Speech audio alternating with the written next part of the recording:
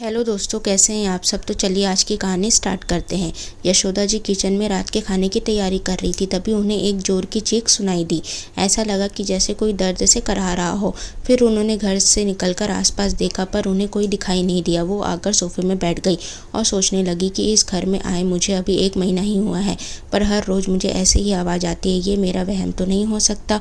वो ये सब सोच ही रही थी, तभी आकाश ऑफिस से थका हारा आता है और यशोदा जी को गुस्से में कहता है कि मम्मी, आज फिर से आपने कुछ जला दिया ना। तो यशोदा जी जल्दी से किचन में जाती है, जहां उनकी सब्जी पूरी तरह जल चुकी थी। फिर यशोदा जी कहती है कि बेटा, आज मैंने फिर उसी तरह की चीखें सुनी जैसा कि मैंने तुझे पहले भी बताया था। तो आकाश कहता है कि माँ, आप घर में अकेले रहती है, इसलिए आपको अजीब लग रहा होगा। तो यशोदा जी तुरंत कहती है कि तभी तो बेटा मैं तुझसे हमेशा कहती हूँ कि इस घर में बहू ले आ, जिससे मेरा मन लगा रहे। तो आकाश चिढ़कर कहता है कि माँ, मुझे शादी शब्द से नफरत है। आइंदा से आप मेरी शादी की बात करना भी मत प्लीज़। और अपने रूम में चला जाता है। रूम में जाते ही वो आंखें मूंदकर अतीत की यादों में खो जाता है।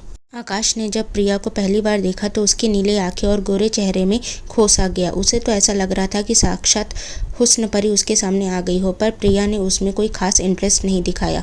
उसे लगा कि अरेंज मैरिज है तो शायद शादी के बाद प्रिया उससे घुल मिल जाएगी। यही सोचकर उसने शादी के लिए हाँ कर दिया और 2 महीने के अंदर ही उनकी शादी हो गई। शादी के बाद भी वो गुमसुम से रहती, बस अपना काम करती और अपने रूम में चले जाती। ना यशोदा जी से कोई बात करती, ना ही कभी आकाश के पास बैठकर उससे प्यार भरी बातें करती। एक दिन आकाश जब शाम के समय घर आया तो यशोदा जी अपने रूम में लेटी हुई थी। उसे प्रिया कहीं दिखाई नहीं दी, तो वह रूम में चला गया, जहां उसने अपनी कुछ फाइलें रखने के लिए जब अलमारी खोली तो देखा कि उसमें प्रिया की सिर्फ 1-2 ही कपड़े हैं। तो उसने तुरंत हड़बड़ाकर लॉकर खोला, जिसमें से शादी के सारे जेवर और 2 लाख कैश गायब थे। वह देखकर उसे समझते देर नहीं लगी कि प्रिया सारे जेवर और पैसे लेकर भाग गई है। उसने यशोदा जी को आवाज़ लगाई तो यशोदा जी भागती हुई आई। तो आकाश ने उन्हें सब चीज़ें बता दी। तो यशोदा जी ने कहा कि मुझे तो शुरू से ही कुछ गड़बड़ लग रहा था, पर मुझे लगा कि अभी नई शादी हुई है, इसलिए थोड़ा झिझकपन होगा। आकाश ने सबसे पहले प्रिया के घर में कॉल किया और कहा कि मैं पुलिस स्टेशन जा रहा हूँ, आप लोग भी वहाँ पहुँचे। पुलिस स्टेशन जाकर आकाश ने एक एक बात तो पहले पुलिस को बताया। पुलिस तुरंत हरकत में आ गई और प्रिया के मोबाइल नंबर से उसका लाइव लोकेशन चेक किया, जिससे उसका लोकेशन बस स्टैंड बताया। पुलिस के साथ साथ आकाश भी बस स्टैंड पहुंचा। 2-3 बसों में खोजबीन करने के बाद प्रिया एक बस में सबसे पीछे लड़के के साथ बैठी थी और वह वहां से भागने की फिराक में थी। प्रिया को पुलिस स्टेशन लाया गया, जहां आकाश ने प्रिया से पूछा कि तुमने मेरी ज़िंदगी क्यों बर्बाद कर दी। तो प्रिया के पेरेंट्स ने कहा कि बेटा, इसमें हमारी लड़की की कोई गलती नहीं है, सारी गलती हमारी है। हमने अपनी बेटी का सच जानते हुए भी उसकी शादी आपके साथ कर दी। हम नहीं चाहते थे कि प्रिया किसी आवारा लड़के के पीछे पड़कर अपनी ज़िंदगी बर्बाद कर ले, इसलिए हमने ज़बरदस्ती उसकी शादी आपसे करवाई। तो आपके दोषी हम हैं, प्रिया नहीं। यह सब होने के बाद पुलिस ने आकाश को सारे जेवर और कैश लौटा दिए। आकाश अतीत की यादों में खोया हुआ ही रहता है। तभी यशोदा जी आकाश के रूम में आती है और उसे खाना खाने के लिए कहती है। तो आकाश नीचे हॉल में डाइनिंग टेबल में बैठ जाता है। यशोदा जी उसे दाल चावल रोटी और भिंडी की सब्जी परोस कर देती है। जब यशोदा जी और आकाश खाना खा रहे थे तभी फिर से वही चीखें सुनाई देने लगती है। तो यशोदा जी ने कहा कि देखा ना आकाश, आज तो तुमने भी चीखें सुनी। तो आकाश ने कहा, हाँ माँ, मुझे भी चीखें सुनाई दे रही है। तो आकाश ने कहा कि माँ, ये चीखें घर के पीछे वाले घर से आ रही है। आपको पता है क्या कि हमारे पीछे वाले घर में कौन रहता है। तो यशोदा जी ने कहा कि मुझे तो नहीं पता कि हमारे पीछे वाले घर में कौन रहता है, क्योंकि हमें भी अभी यहाँ शिफ्ट हुए सिर्फ 1 महीना ही तो हुआ है। तो आकाश ने कहा कि माँ, कल जाकर देखना कि हमारे पीछे वाले घर में इतनी चीखों की आवाज़ क्यों आती है। तो यशोदा जी ने कहा कि ठीक है बेटा, कल मैं जाकर पता करती हूँ। दूसरे दिन आकाश के ऑफिस जाने के बाद यशोदा जी तुरंत ही पीछे वाले घर में गई, जहाँ पर सुषमा जी दरवाज़ा खोला। सुषमा जी ने दरवाज़ा खोलते ही यशोदा जी से बड़े ही कठोर शब्दों में कहा कि आपको यहाँ पर क्या काम है। तो यशोदा जी ने कहा कि शायद आपके यहाँ से रोज़ चीखों की आवाज़ आती है। तो सुषमा जी ने कहा कि यह सब आवाज़ कहीं और से आती होगी, हमारे घर से नहीं आती है। और सुषमा जी ने यशोदा जी के मुंह पर दरवाज़ा बंद कर दिया। यशोदा जी वापस जाने लगी और सोचने लगी कि कितनी अजीब औरत है यह, अच्छे से बात करने भी नहीं आता। और वह जब जाने लगी तो चौराहे पर कुछ औरतें खड़ी होकर बातें कर रही थी। तो यशोदा जी ने कहा कि आपको भी इस मोहल्ले की है। तो उन्होंने कहा कि हाँ, हम भी यहीं रहते। तो यशोदा जी ने कहा कि मैं भी अभी अभी यहाँ पर शिफ्ट हुई हूँ। तो एक औरत ने कहा कि हाँ, मैंने आपको देखा है 1-2 बार। फिर यशोदा जी ने कहा कि क्या आपको भी चीखों की आवाज़ सुनाई पड़ती है, क्योंकि मुझे तो रोज़ ही चीखों की आवाज़ घर में आती है। तो फिर उसमें से एक औरत ने कहा कि मुझे भी इस घर से चीखों की आवाज़ सुनाई देती क्योंकि मैं उनके घर के ही बाजू में रहती हूँ।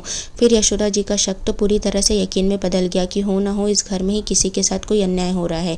यशोदा जी एक दिन छत में कपड़े सुखा रही थी, तभी उनकी नज़र पीछे वाले घर की एक कम उम्र की लड़की पर पड़ी। उसका चेहरा घूंघट से ढका हुआ था और वह पापड़ सुखा रही थी। यशोदा जी ने उसे 2-3 बार आवाज़ दी, पर उसने अनसुना कर दिया और वह नीचे चली गई। एक दिन जब यशोदा जी छत पर गई तो उन्होंने देखा कि पीछे वाले घर के आंगन में घूंघट में वही लड़की खड़ी थी और सुषमा जी उसके पास कपड़े फेंकते हुए कह रही थी कि अभी हम लोग थोड़ा देर के लिए बाहर जा रहे हैं, तो यह कपड़े और घर के सारे काम करके रखना। यशोदा जी को कुछ सुनाई तो नहीं दे रहा था, पर जिस तरह से हाथ के इशारे करके सुषमा जी उस लड़की से बात कर रही थी, उन्हें समझ में आ गया था कि वे लोग बाहर जा रहे हैं। और यशोदा जी ने उन लोगों को कार में बैठकर बाहर जाते हुए भी देखा। जैसे ही वह बाहर गए वैसे ही यशोदा जी तुरंत सुषमा जी के घर के बाहर पहुंच गई। यशोदा जी ने डोरबेल बजाया तो दरवाज़ा उसी लड़की ने खोला। उसका चेहरा घूंघट से ढका हुआ था। तो यशोदा जी ने कहा कि बेटा अपने छत में देखना, तो मेरा एक कपड़ा उड़कर आ गया है। तो उस लड़की ने दरवाजे को आधा बंद कर दिया और ऊपर कपड़ा लेने चली गई। तभी यशोदा जी घर के अंदर घुस गई और इधर उधर देखने लगी कि कहीं कोई है तो नहीं। जब उन्हें तसल्ली हो गई कि उस घर में कोई नहीं है, तो वह लड़की ऊपर से नीचे आई तो यशोदा जी ने उसे अपने पास बैठाया। यशोदा जी ने उससे सबसे पहले पूछा कि तुम्हारा नाम क्या है, तो उसने तभी जबान से कहा रश्मि। तो फिर यशोदा जी ने कहा कि रश्मि मुझे सच सच बताओ, क्या तुम्हारे साथ इस घर में घरेलू हिंसा होती है, क्योंकि मुझे रोज़ अपने घर में चीखों की आवाज़ सुनाई देती है। रश्मि ने पहले कुछ नहीं कहा। फिर यशोदा जी ने कहा कि मेरा विश्वास करो, मैं किसी को कुछ नहीं बताऊंगी, जबकि मैं तुम्हारी मदद ही करूंगी इस मुसीबत से तुम्हें बाहर निकालने में। तो रश्मि फफक कर रो पड़ी। तो फिर यशोदा जी ने रश्मि से कहा कि बेटा रोने की ज़रूरत नहीं है, हिम्मत करके बताओ कि तुम्हारे साथ इस घर में क्या हो रहा है।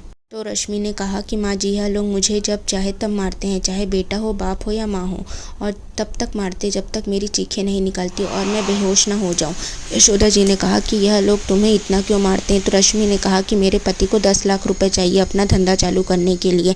मेरी माँ ने पहले ही दहेज में 15 लाख रुपए दिया है। अब मेरी माँ के पास सिर्फ एक घर है और अभी मेरी एक बहन शादी के लिए बची हुई है। तो इन लोग चाहते हैं कि मेरी माँ वह घर बेचकर इन्हें काम शुरू करने के लिए पैसे दे दे। तो यशोदा जी ने कहा कि तुम्हारा पति अभी कुछ नहीं कर रहा है क्या।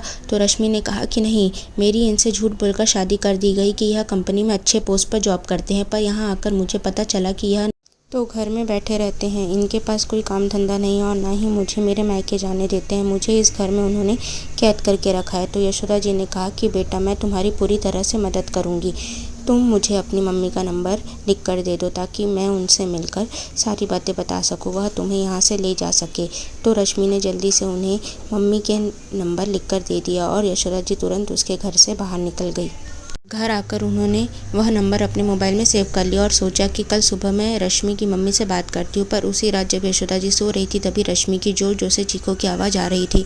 इधर रश्मि आज और जोर जोर से चिल्ला रही थी ताकि आसपास के लोग उसकी मदद कर सके। यशोदा जी ने तुरंत पुलिस को कॉल किया और कहा कि हमारे पड़ोस के घर में उनकी बहू को बहुत जोर जोर से मार रहे हैं, आप प्लीज़ जल्दी पहुँचे। और फिर रश्मि की मम्मी को कॉल करके सारी बातें बताई।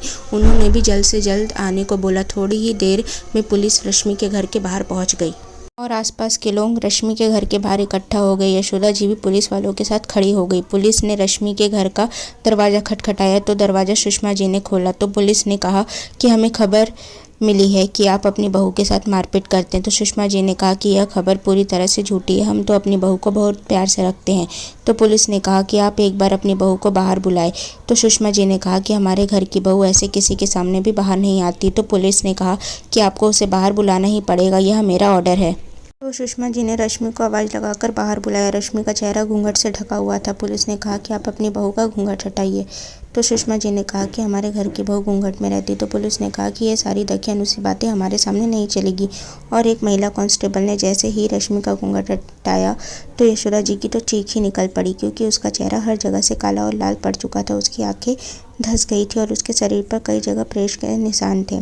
थोड़ी ही देर में रश्मि की माँ भी आ गई और अपनी बेटी की हालत देखकर फुट फुट कर रोने लगी और उसने पुलिस से कहा कि इंस्पेक्टर साहब, इन तीनों दरिंदों को तुरंत ही गिरफ्तार कर लीजिए। रश्मि की माँ उसे लेकर उसके मायके चली गई और उन तीनों को 5 साल की सजा हुई। कुछ दिन बाद यशोदा जी ने सोचा कि चलो रश्मि से मिल आया जाए, तो उन्होंने रश्मि की माँ को फ़ोन किया और घर का एड्रेस पूछा। जब यशोदा जी वहाँ पहुँची तो रश्मि की हालत पहले से काफ़ी ठीक थी। यशोदा जी ने रश्मि को अच्छे से देखा, फिर उनके मन में पता नहीं क्या आया कि उन्होंने रश्मि की माँ से कहा कि बहन जी, मुझे आपकी लड़की बहुत पसंद है, मैं इसे अपने घर की बहू बनाना चाहती हूँ और इसे अपने लड़के के लिए मांगने आई हूँ। तो रश्मि की माँ ने कहा कि बहन जी, आपने तो मेरी बहुत बड़ा बोझ कम कर दिया, क्योंकि अगर तलाकशुदा लड़की घर में बैठी हो तो फिर दूसरी बेटियों की शादी में बहुत दिक्कत आती है। जब यशोदा जी ने आकाश से पूछा कि क्या तुम्हें रश्मि पसंद है, क्या तुम रश्मि से दूसरी शादी करना चाहते हो, तो पहले तो आकाश ने मना किया, फिर उसने भी शादी के लिए हाँ कर दिया। आज रश्मि और आकाश एक खुशहाल शादीशुदा जीवन व्यतीत कर रहे हैं। रश्मि यशोदा जी का बहुत अच्छे से ख्याल रखती है और यशोदा जी मन ही मन सोचती कि अगर उन्होंने उस समय हिम्मत ना दिखाई होती तो आज रश्मि जैसी लड़की उन्हें नहीं मिल पाती थी। सो दोस्तों, अगर आपको यह कहानी पसंद आए तो प्लीज़ इस कहानी को लाइक करें, शेयर करें, चैनल को सब्सक्राइब करें। Thank you for watching. Thank you.